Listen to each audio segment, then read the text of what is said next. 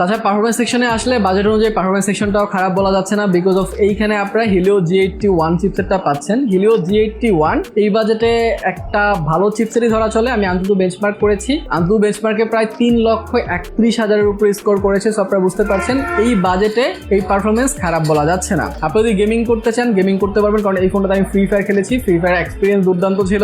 Long time খেললে গরম হয়, বাট স্টিল গেমিং এর যে এক্সপিরিয়েন্স সেটা কিন্তু স্মুথ অ্যান্ড ভালো ছিল। ল্যাগ বা ফ্রেম ড্রপের দেখা আমি কম পেয়েছি। তাছাড়া এই ফোনটাতে আমি অ্যাসফল্ট 9ও খেলেছি, অ্যাসফল্ট 9 এর এক্সপিরিয়েন্স আপনারা দেখতে পাচ্ছেন। ল্যাগ ট্যাগের দেখা আমি কম পাইছি। তারপরেও আপনারা হেভি গেমগুলো এই ফোনটাতে খেলতে একটু তো সমস্যা হবেই, বাট যে নর্মাল গেমগুলো আছে সেগুলো আপনারা খুব ইজিলি খেলতে পারবেন। সো গেমিং এক্সপিরিয়েন্সের দিক থেকেও এই ফোনটাতে টিক মার্ক দেওয়া যায়। যদি এই বাজেটে আপনারা হালকা পাতলা গেমার হন, যদি আপনারা ওই লেভেলের প্রফেশনাল গেমার হন, তাহলে ডেফিনেটলি এই বাজেটে আপনারা গেমিং এর জন্য ফোন কিনবেন না, এটাই স্বাভাবিক। তো ডে টু ডে লাইফের ইউজের কথা যদি বলি, ইউটিউব চালানো, ইমো ইউজ করা, ভিডিও কলে কথাবার্তা বলা, এই সব ধরনের জিনিসপত্রগুলো এই ফোনটা খুব ভালোভাবে হ্যান্ডেল করেছে। আমার কাছে পার্সোনালি পছন্দ হয়েছে এটার ডে টু ডে লাইফের যে ইউজিং এক্সপিরিয়েন্স, কারণ এই ফোনটা প্রায় 10 থেকে 12 দিন ধরে আমার কাছে আছে। সো আমি সেকেন্ডারি ফোন হিসেবে ইউজ করেছি, তো ইউজ করার যে এক্সপিরিয়েন্স সেটা আমার কাছে ভালোই লেগেছে এটা। তাছাড়া আমরা ক্যামেরা সেকশনে আসি, তাহলে আপনারা প্রাইমারি ক্যামেরা 50 মেগাপিক্সেল পাচ্ছেন, সাথে আরো দুটা লেন্স এখানে দেওয়া হয়েছে। ফ্রন্টে আপনারা 32 মেগাপিক্সেল ক্যামেরা পাচ্ছেন। আমি ব্যাক ক্যামেরা দিয়ে বেশ কিছু ছবি ক্যাপচার করেছি, আপনারা দেখেন যে ছবিগুলো কেমন আসছে।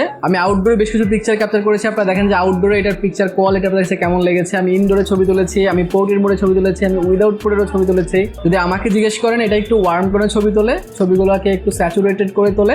অনেকের কাছে এরকম স্যাচুরেটেড এন্ড ওয়ার্ম করে ছবিগুলো ভালো লাগে, তাদের কাছে এটা ভালো লাগবে ডেফিনেটলি। আমার কাছে এটার ক্যামেরা আউটডোরে তো ডেফিনেটলি খারাপ বলা যাচ্ছে না, ভালো সানলাইট থাকলে মোটামুটি ভালো ছবি ক্যাপচার করতে পারবে। ক্লিয়ারিটি শার্পনেসও ভালো ছিল, বাট ইনডোরে হালকা পাতলা সমস্যা আপনাদের করবেন, বাট ডেফিনেটলি ইনডোরে আপনারা এত বেশি ছবি তুলবেনও না, আউটডোরে বেশি ছবি তুলবেন। সো ক্যামেরার কোয়ালিটি আমার কাছে ডিসেন্ট মনে হয়েছে। আপনাদের কাছে কেমন লেগেছে সেটা আমাকে কমেন্ট সেকশনে জানাতে পারেন। তাছাড়া এই ফোনটাতে কিন্তু 32 মেগাপিক্সেল সেলফিও পাচ্ছেন। সো 32 মেগাপিক্সেল সেলফি যখন আপনারা তুলবেন তখন কিন্তু ক্লিয়ারিটি শার্পনেসের দেখাটাও আপনারা পাবেন। সো ওভারঅল ক্যামেরা কোয়ালিটি এটা এখানে খুব ভালোভাবে পাস মার্ক পাবে, অ্যান্ড এই ফোনটার ক্যামেরা কোয়ালিটি বাজেট অনুযায়ী খারাপ বলা যাচ্ছে না।